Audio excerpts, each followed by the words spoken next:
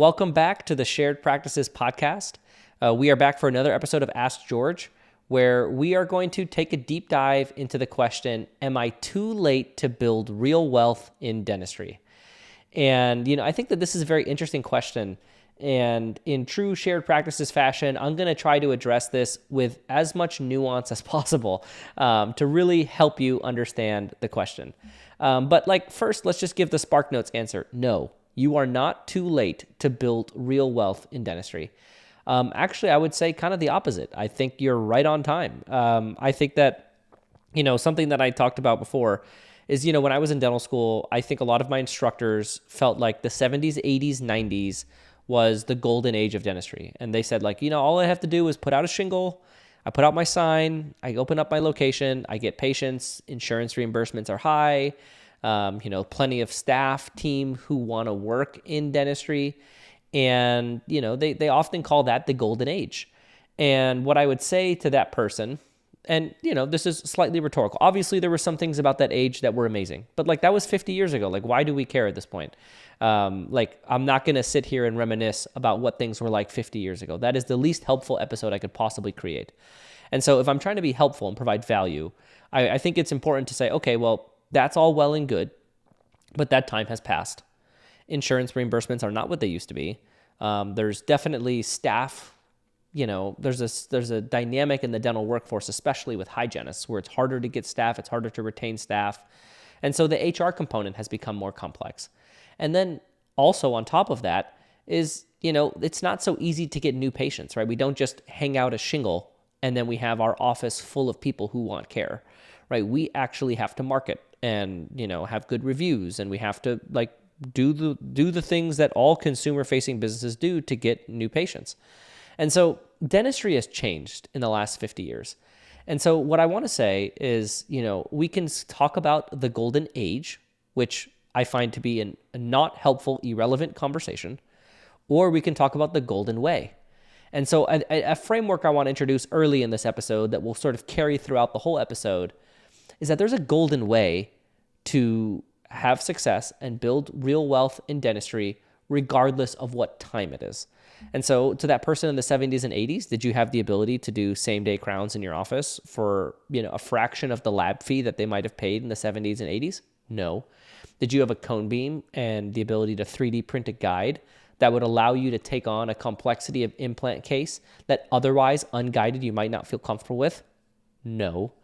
Did you have the ability to 3D print a denture or take a scan of a patient's mouth to have a very well-fitting denture to their anatomy? No.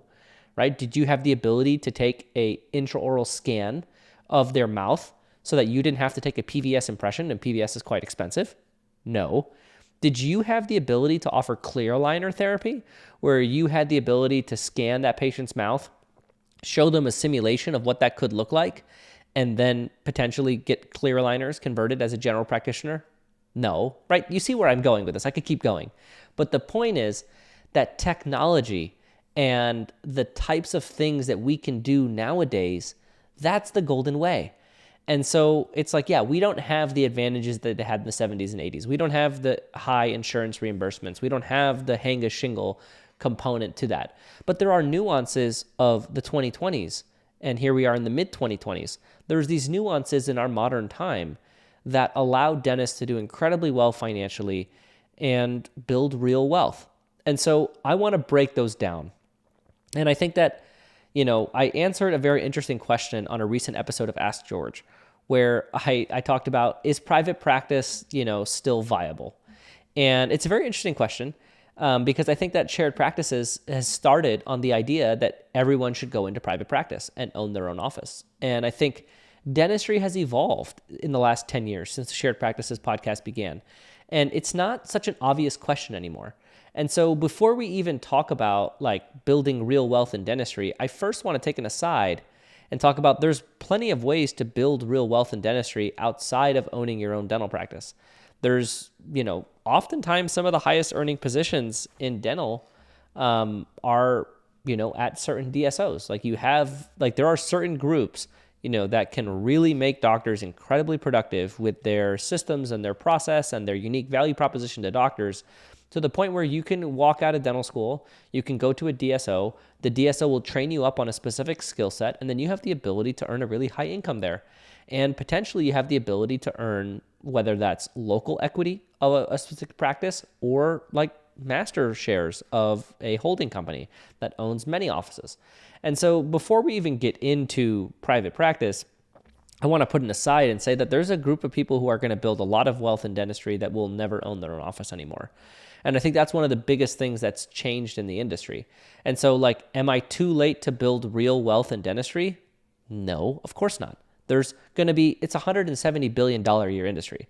So there's many different ways to earn and build wealth in dentistry. And so there's one way where you don't even need to own your own practice anymore, right? You're going to have a collaboration with a platform, and you're going to gain platform ownership instead of practice ownership. And you're going to have a high income potentially because you're going to be put in a position where you can be very productive. And there's definitely a subset of practice owners who make less as owners than they did working for groups that were designed around doctor productivity. And the last thing I'll say on this before I transition, because this isn't really the topic of the episode, but I just want to introduce this nuance because it's important to discuss. But like dental groups who have multiple locations, they like survival of the fittest, they survive by making dentists productive. Like that is what they do. So to think that like there's a whole system of people that are well-trained, designed around doctor productivity, like yeah, that there's a very real wealth building opportunity there, whether it's through high income and savings, whether it's through platform ownership, whether it's through owning one or multiple locations with a group. Like, you know, there's just many different ways where you can do well not owning your own dental practice. So I'm just going to say that, and now I'm going to move on from the topic because I think for the rest of the episode, I just really want to focus on practice ownership because I think that's sort of the primary avenue that people think about when they say, okay, I want to build real wealth. And so, you know, I'm going to tell a quick story here. So this was before Shared Practice Group. I stepped out of my office clinically and I was looking for what was next. And there was this acquisition I was very interested in. And it was ironically even a practice that somebody in one of the case studies at Dental Moneyball 1 was featured in. And so this person bought the office, but before I actually tried to buy this office. And I offered this seller like $3.9 million between the building and the practice. So it's like, you know, $2 million for the practice, $1.9 million for the building, something like that. I don't remember the exact numbers. And, you know, the dentist said no. And here's the dentist, no debt on either the building or the practice. And in that configuration, when offered, you know, almost $4 million for both, the dentist said no and then went and got a better offer from someone else who was featured in Dental Moneyball. And it's really funny because, you know, you think about that, you're like, wow, like that is quite the number. And so like that dentist, you take out all of their savings that they probably had, you know, this dentist made a lot of money their entire career, right? This dentist was in their 60s. And so for, you know, 20, 30 years, they had this high earning practice where they had the ability to have a healthy savings rate and make investments and have those investments compound. And then after all of that, get $4 million to walk away from the opportunity, right? So I would say that was a very real way to build wealth. And so, you know, to answer this question, one large practice and one large building absolutely is a great way to build wealth in dentistry. I'll tell you another story. So I think stories in this situation are very helpful. So there's this dentist that I know. The office does $6 million a year. There's about $1.2 million of EBITDA. And, you know, they're fielding offers between $7 to $9 million for their practice, right? So you have a $6 million a year office, $1.2 million of EBITDA, and you have offers coming in between $7.5 and $9 million for the practice. That's a single office, no building. They don't own the real estate. So you think about that, you're like, wow, that is a lot of money for one office. And so the point is that, yes, you can build real wealth in dentistry and you can also do it in a single practice. And I think that that's something that people often think like that type of wealth is not commonly available in private practice or in dentistry. And the reality is that your practice itself, you know, with what's going on with consolidation and DSOs, you know, a large practice with a lot of EBITDA, which is profit after paying all dentists, you know, you have a large, significant net worth asset there. And so this isn't, so it's like, am I too late to build real wealth in dentistry? No. You actually are right on time to pick how you do it, right? Because like I talked about earlier, right, you have all the advances in technology. You have, AI is coming in. AI is going to be so disruptive to the dental industry, right? You have, all these different processes that are very people dependent, and you have the ability to turn those into processes that are very systems and technology dependent. All of that will age very well in the golden way moving forward, which will be very technologically focused. And so, am I too late to build real wealth in dentistry? No. You can do it in a single office. And the way that you do that is you grow your single office to a large size. And, we at Shared Practices, we feel like we keep beating over the head of our audience the way to do that, right? You grow your patient base by taking strategic risks, looking at your metrics and analytics, and year over year, you add more and more patients to your patient base, and your top line revenue will grow almost as a byproduct of that. And so, if you want to build wealth in dentistry, build real wealth in dentistry, one avenue to do that is a single large practice. You build a single large practice with north of $3 million a year of collections, then yeah, that's going to be a valuable asset. You're going to have a $3 million a year practice. If that practice has, $600,000 to $800,000 of profit after paying the doctors, which is EBITDA, then you could sell that practice for, $3.5 to $5 million, depending on the offer in the market and all of that. And so, I think that these are opportunities that are out there, and they're within your complete control, and they put you in a position where your practice value will be whenever you choose to exit that practice, or whenever you choose to realize that value, will create very real wealth.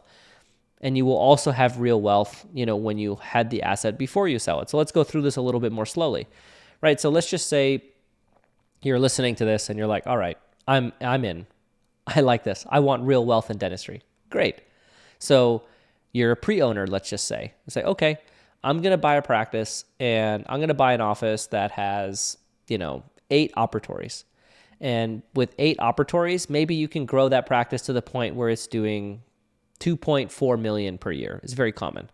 And at $2.4 million per year, you have a practice that's worth, maybe $2.5 to $3 million, right? So depending on how much debt you have, let's just say you bought the office for like $1 million, right? Then you at that point have accumulated, $2-ish million of wealth, right? However much you have left on your practice note, combined, your practice value minus your practice note equals your wealth in the practice. We call that the practice 01k. So your practice 01k will have $2 million. And then you're like, all right, that's not real wealth. I want to go build real wealth. Like, okay. So then that's where I would say you go for a bigger practice, and you potentially try to get the real estate. And now the real estate, there's a very interesting thing here, and it's just this aside. So when you go forward with the practice and the real estate for a larger office, so like, let's just say this pretend example of a $2.4 million practice, the person's like, okay, I want to go for 14 operatories, anywhere between 12 to 16 operatories is a good number. And you say, okay, like, let's just say I want 14 ops. Great. So now you go get a 14 operatory practice, and you're going to buy the real estate. So maybe you're going to have like an additional $2 million of debt to get into a 14 operatory practice where you own the real estate and you own the practice, right? If you do that, what you're essentially doing is you are investing a lot of resources in a single location. So if you want to get to the point where you have a mega practice and you own the real estate, then that's a situation in which you are going to be like, you are putting a lot of eggs in a single practice basket, and you will have a lot of wealth from that single practice. But doing that will make it harder for you to own multiple locations. So if you want to build real wealth in dentistry and you want to do it only in a single location, then it does make sense at some point to own your own real estate. and have two significant net worth assets that are involved in your practice. You have the real estate, and then you have the practice itself, right? So in this situation, let's just say our pretend owner has a $2.4 million ADOP practice, and they're like, all right, I'm at a crossroads. I want to build real wealth in dentistry, more than the $2 million of net worth that I've accumulated so far in my Practice 01k account. And you have a choice. Do I want to do all of that with multiple locations, or do I want to do all of that with one location? And you say, okay, I don't really want multiple, so I'm going to do all that with one location. Great. Now you go buy that building, you build it from the ground up, whatever it takes to get the best real estate on Main and Main. You have a large practice, and with 14 operatories, you can do $4.5 to $5 million just by building the patient base, having the correct number of providers, something I call balance, right? So like in 14 operatories, you might have on any given day 6 to 7 hygienists, right? So you have 6 to 7 hygienists seeing patients. You're going to end up doing like 1.2 million a year in hygiene. And then there's just going to be a natural amount of dentistry that needs to happen. And if you can keep specialty in-house, you're going to do $4.5 to $5 million. And then that practice, that's worth, call it $6 to $8 million. And then you have the building, which will be worth another $2.5 to $3 million. And so that's like real wealth that you're going to be gaining. And then if you can pay down your debt over the years with cash flow, then you're going to have even more net worth because you won't have the debt associated with those assets. And so I think that, for a large successful practice where you own the real estate and the office, dentists can be looking at real wealth that they've built in the $5 to $10 million range. Absolutely. And so I think that, I think that people think that if I want to build real wealth, like significant numbers that are uncommon for dentists, then I need to do something crazy. And it's like, in fact, you don't really need to do that, right? Because I'm talking about here like a $5 to $10 million nut at the end of your career for owning a large asset. But the other thing that gets discounted is if you own a practice that does $4.5 to $5 million a year, and you're doing like 1.2 million a year in hygiene alone, there is significant cash flow that will come to you as the owner from owning that business. So you have a high income throughout your career, which should lead to a healthy savings rate, which, if invested well, should lead to compounding assets. And then at the end of that ride, you have a significant asset to exit from. That's real wealth, right? So I think that I just want to be abundantly clear that there are so many different ways to build real wealth in dentistry. And by no means are you too late. It is absolutely not too late. And one thing I want to share, and as we transition into the multiple practices conversation, one thing I want to share is that if you remember, I started this episode with, you can build real wealth being involved in a DSO. Yes, you can. And, I know of dentists who are involved in shared practices group that have very similar net worth outcomes over similar timelines that they're looking at, very similar to what I just discussed with the single large practice, right? So, but that also means that there's a growing number of dentists who will not own their own practice. And so you, as an entrepreneurial dentist who want to employ associates, there's a growing number of people who value that opportunity. Back in the day, it was very different, right? The golden age, so to speak, in the 70s and 80s, there were 85 to 90% of dentists owned their own practice. So if somebody wanted to build a 16 operatory practice with 5 full-time dentists plus themselves, it's going to be, you're kind of fighting against, I call it entropy, or you're fighting against the laws of nature in the industry to get that many dentists to work for you full time. Now it's the opposite.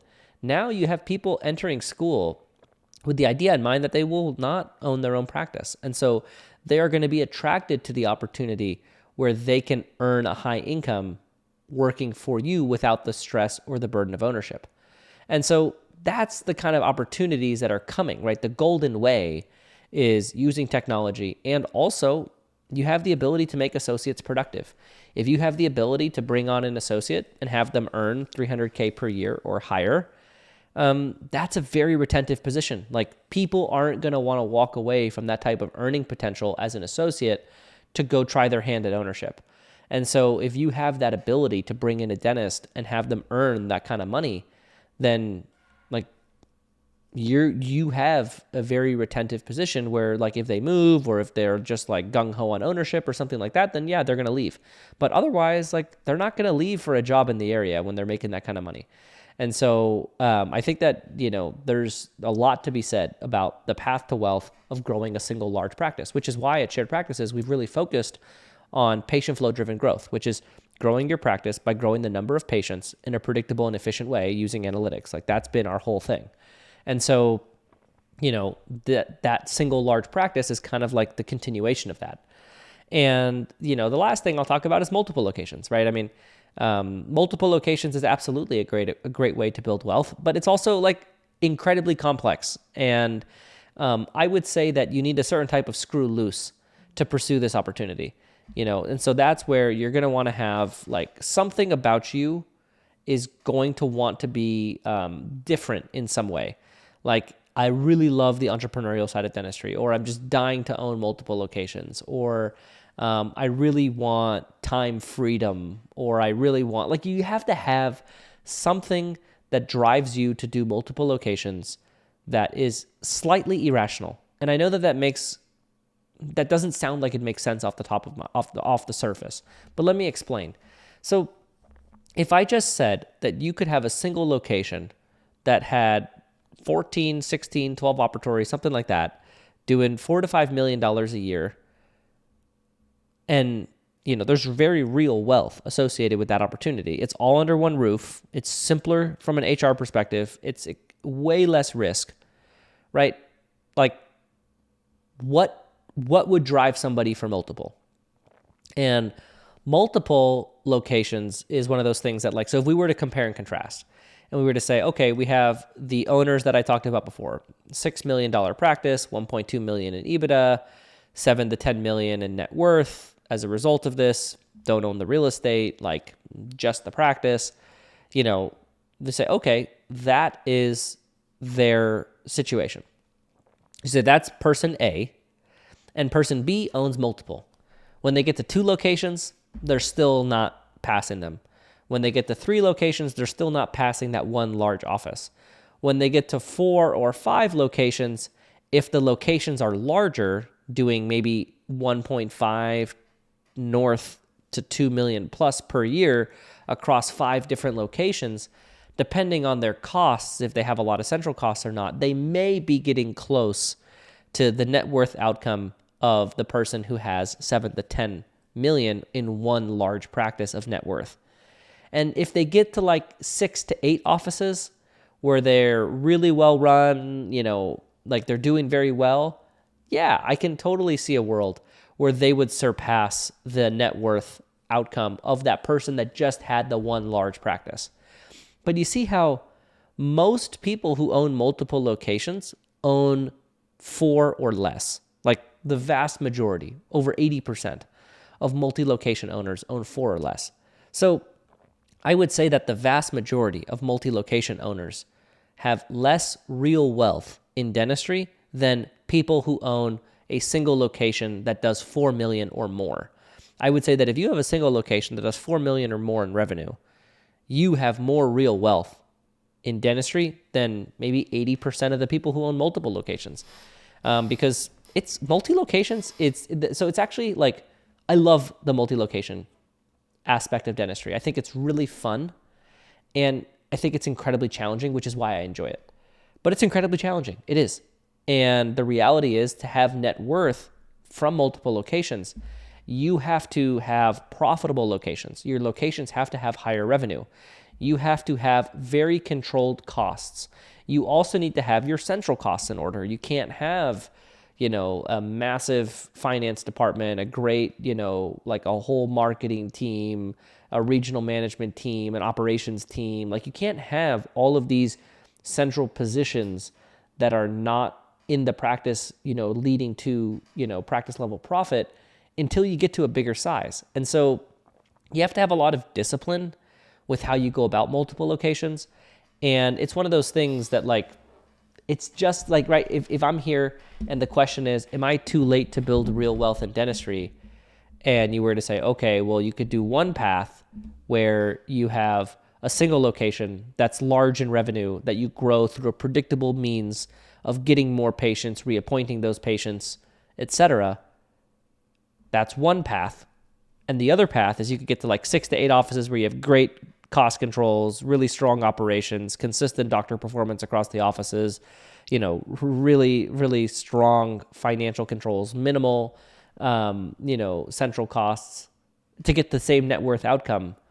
Like, it's not really much of a, like, it's a very straightforward thing that the single office that is extremely well run, that's larger in revenue, 4 to 5 million at least, is a significantly better way to build real wealth in dentistry because it takes a lot of the risk out of it, right? Like, it's significantly less risky to have one location that you grow over a period of time to a large amount by adding patients to your recare pool and eventually invest in the real estate as well that's associated with that location. Like, that's a very low risk proposition. It compared to multiple locations, like all that can go wrong in that world. And that's why most people don't get past 4. Like, it just doesn't happen very often that, somebody goes to multiple locations and then blows past 4 locations. It takes a very specific type of entrepreneur who's very driven and is, really buttoned up in their processes to get past that.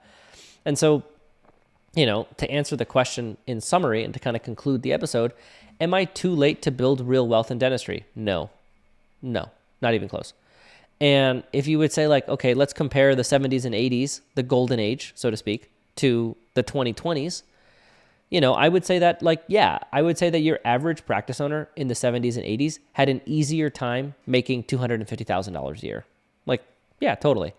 Like, higher insurance reimbursements, lower staff costs, don't have to spend money on marketing. Yeah, I can be a dentist working 4 days a week, make good money more easily in the 70s and 80s. Totally. But if I wanted to build real wealth, if you kind of talked about, like, I actually think it might be easier today. And I think there's just so much more access to information, right? You have people, you have like me, right? I'm sitting here talking about it, and I'm talking about it from experience, right? This is something that I have done and am talking about, knowing what it takes to do. And so it's not just me. There's lots of other people who make podcasts, who post on Facebook, who are on Instagram, who have had success in dentistry and are sharing how to do it with others, right? That's an advantage that you have in the 2020s that they didn't have in the 70s and 80s.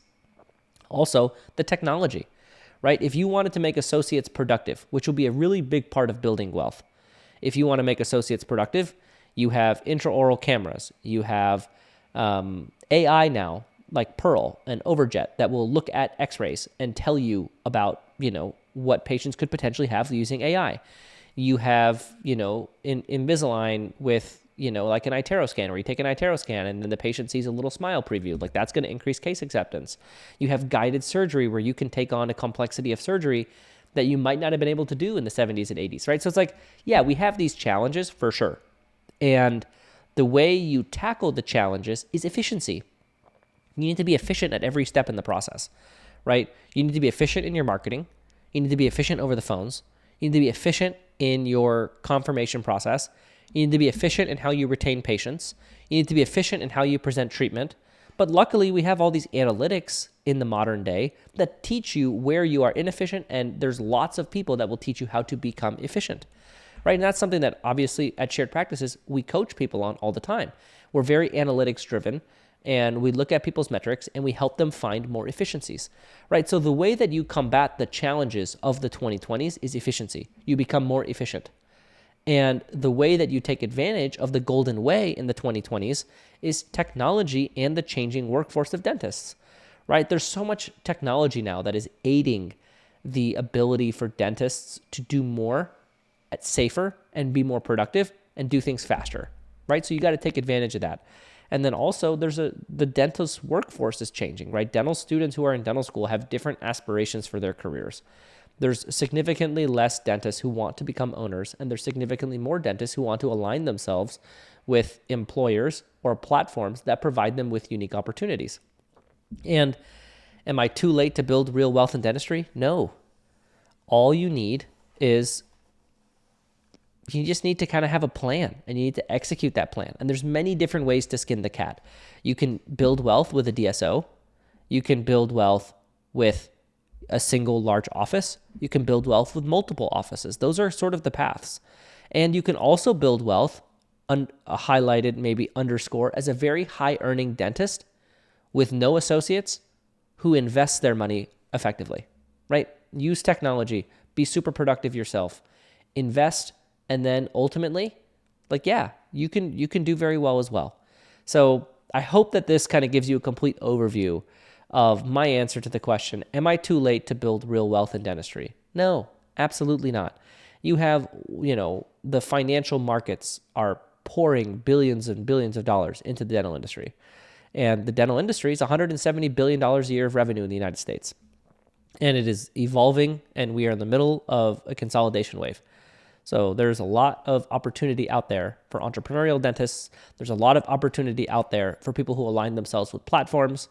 There's just a lot of opportunity out there in general. And so, I don't think at all you are too late to build real wealth in dentistry. Definitely not. So hopefully that was helpful. And, if you like this episode of the Shared Practices podcast, I encourage you to keep coming back for more episodes. And this has been the episode of Ask George for Am I Too Late to Build Real Wealth in Dentistry? And my answer is absolutely not.